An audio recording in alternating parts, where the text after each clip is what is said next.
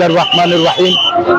দেখেন, বাস্তবায়ন বললেই সরকার বারবার আমাদেরকে আশ্বস্ত করে আসতেছে।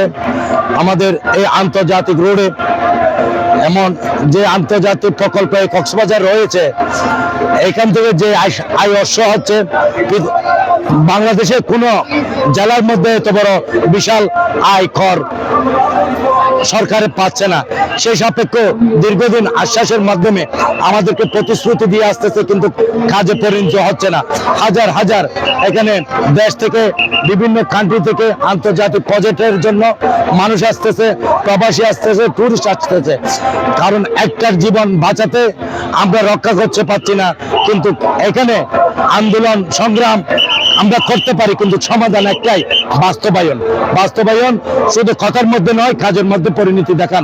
আমাদের নীতি নির্ধারকদেরকে অবগত করছি, আপনারা দ্রুতভাবে আমাদের এই 6 লাইনের লাইন প্রকল্প প্রশস্ত করে আমাদের মৃত্যুর ঝুঁকি থেকে আমাদের এই রক্ষা করুন। সেই বিষয় নিয়ে আমি আমার বক্তব্য প্রবাসীর পক্ষ থেকে শেষ করছি। জয় আমাদের বাংলাদেশের সকল রাষ্ট্রীয় সম্মানী সকলদের প্রতি আমি জোরালোভাবে প্রবাসীর পক্ষ থেকে আহ্বান জানাচ্ছি।